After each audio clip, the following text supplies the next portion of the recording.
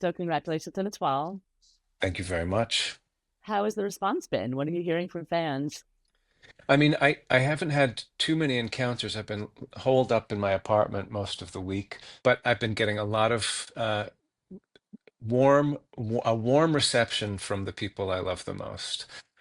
Those, at least those who have, made the leap into watching it. No, it's been a really positive response. I'm really happy with um, how people are responding to the dynamism of the story, the kind of the kinetic energy of it, the sort of just the how the different how different it is from our last endeavor. People saying how the show sort of just grows as the episodes go on. That it does work as a big movie, that it sort of that things are revealed episode to episode, where by the end you have this very rich sort of tapestry of information for these characters, and you know this endeavor to keep their keep their art alive. How much did you know about Jack's arc when you started? I know, Amy and Dan kind of write as they go and change as they go. Did you know where the ending was going to be?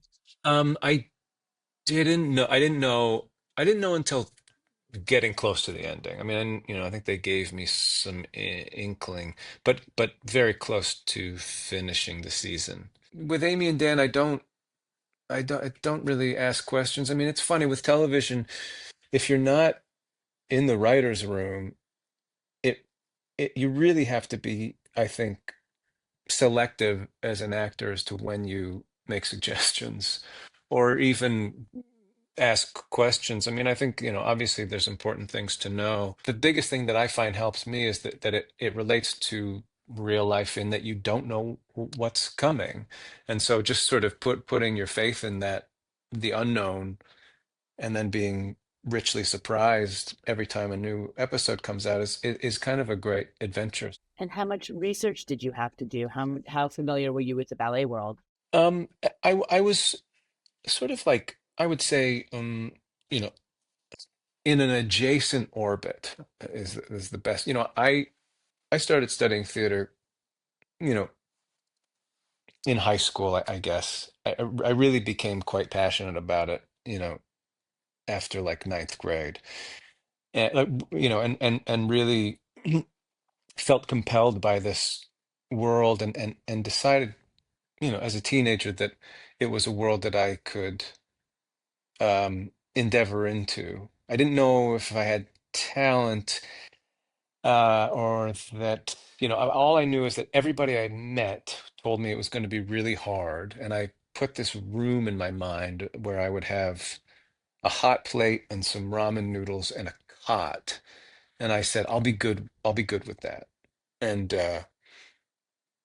then just sort of, plugged away at this performing art.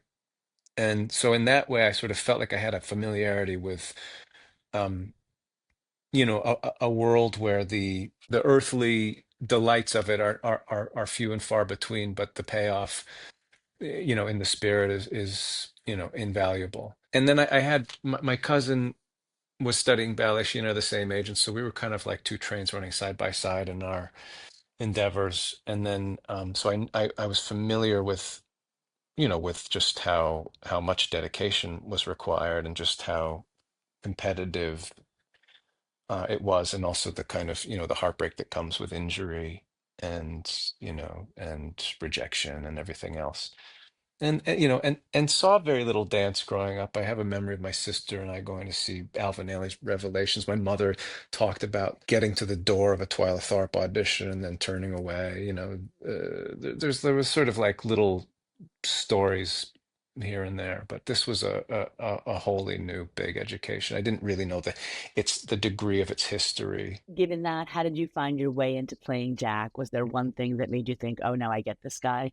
I kind of I had a bit of a dream that there was that I was in the sort of that I was in the wings of like the Fish Theater, and there was like a in the wall of the wings there was like a portal, and the portal was to Arcadia. And in sort of ballet lore, the where the faun is from, this kind of this where sprites and fairies and sylphs come from. There's this place, this sort of this aspirational reality that is sort of runs thematically through a lot of ballet.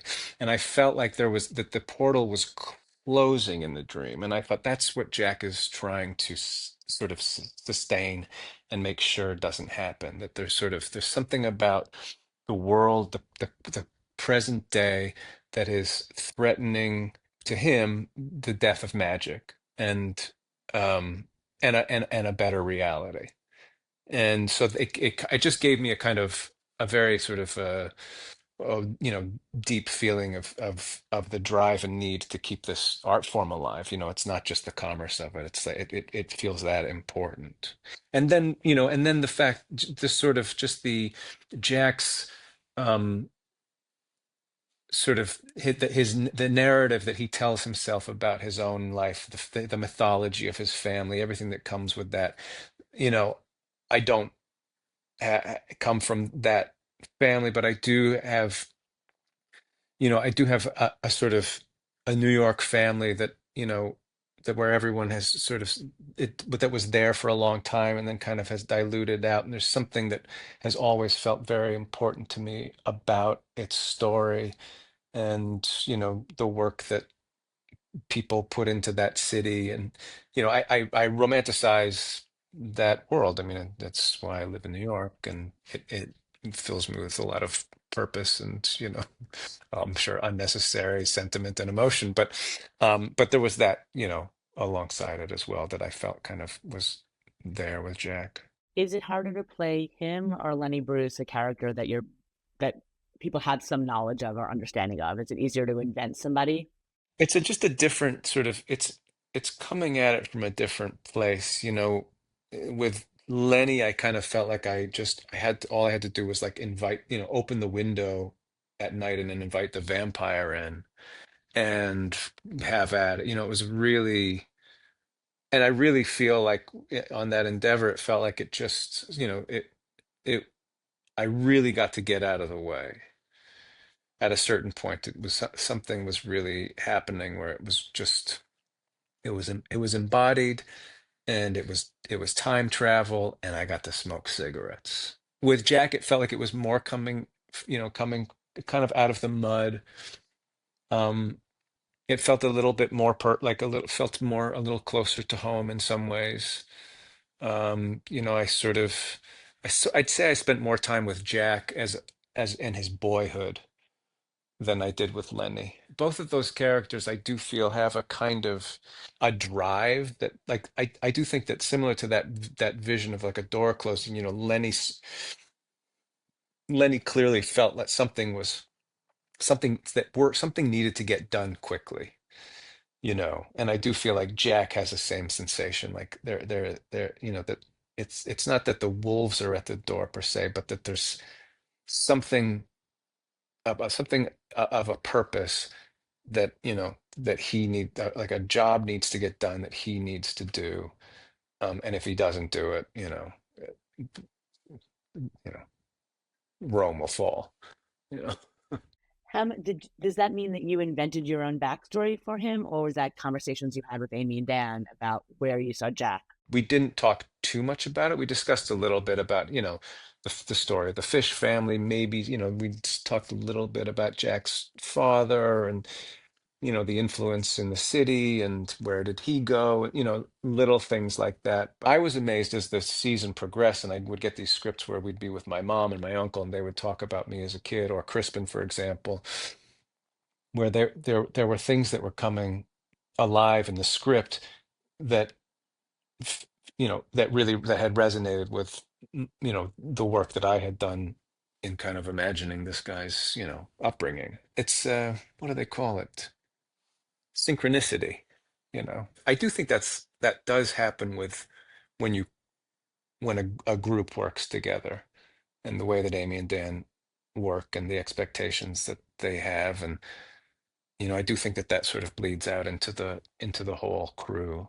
And I think that synchronicity does just start to bubble up in a really kind of pure and beautiful way. Yeah, I think it serves them well that they, have these actors and certainly the crew that they've worked together for so many years. You develop sort of a shorthand. And I would certainly imagine as an actor that it just helps you with the words on the page. As an actor, I think the biggest thing is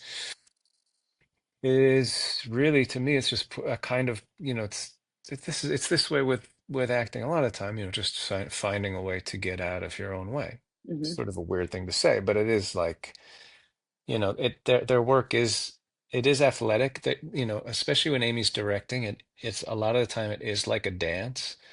It requires great precision and specificity, but so long as you arrive ready to mark that and have as much work done, prior to showing up, you can find a kind of a rhythm that makes the day feel very heightened. I think it's the first show where there's a male lead of a Palladino show. I don't think they've ever had one before. Is that What does true? that mean?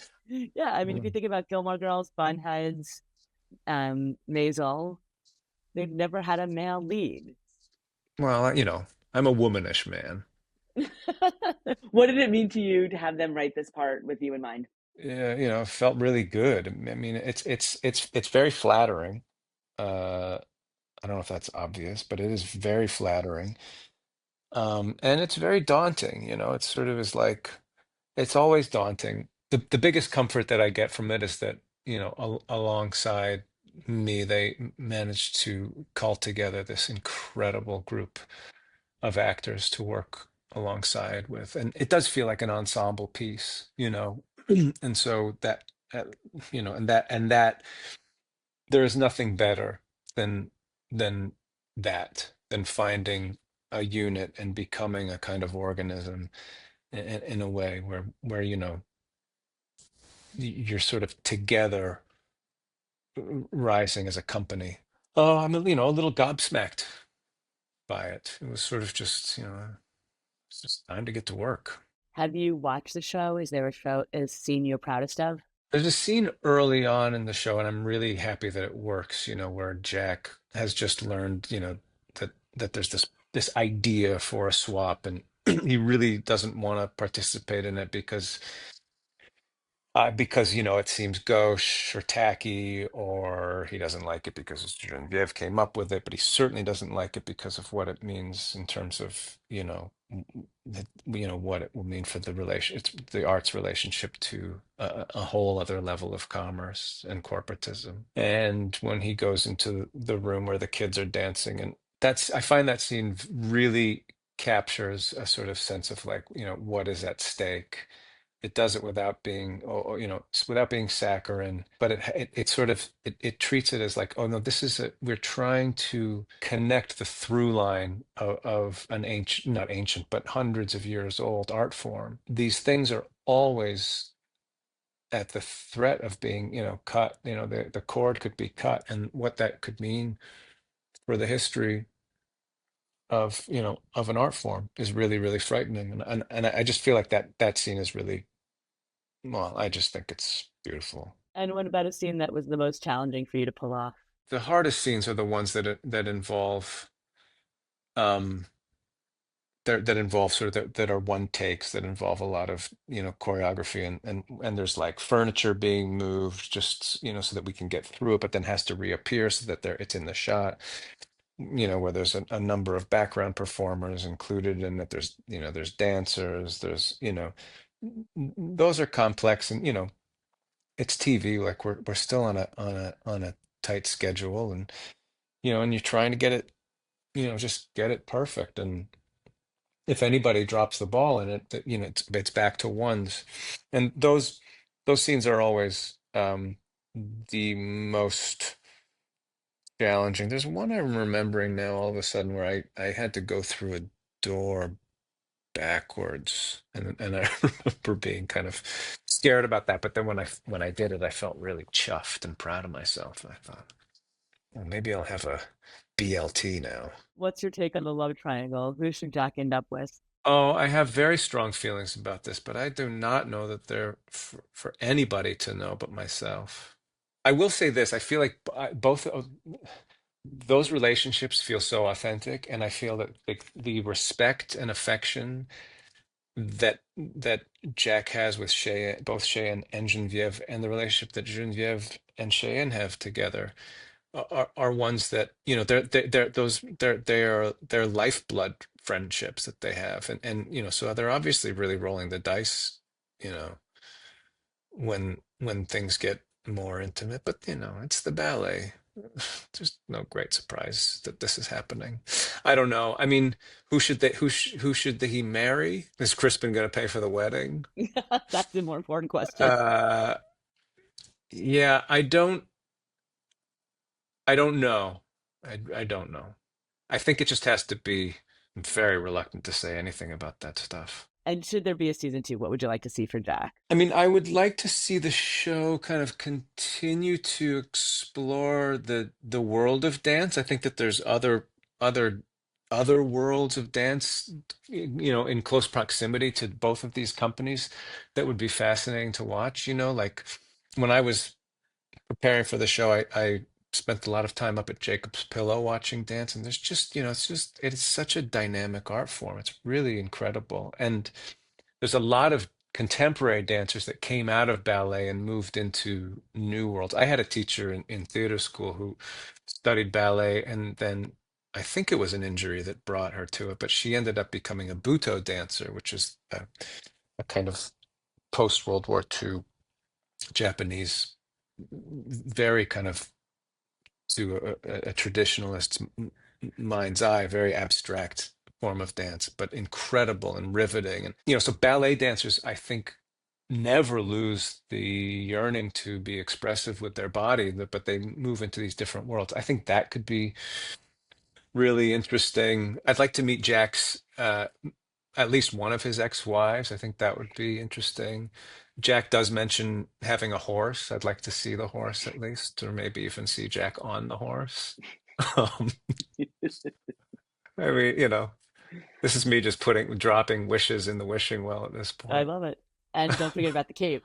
You know, the cape's got to be a cape on a horse. A Now cape. There you that go. would be very cool.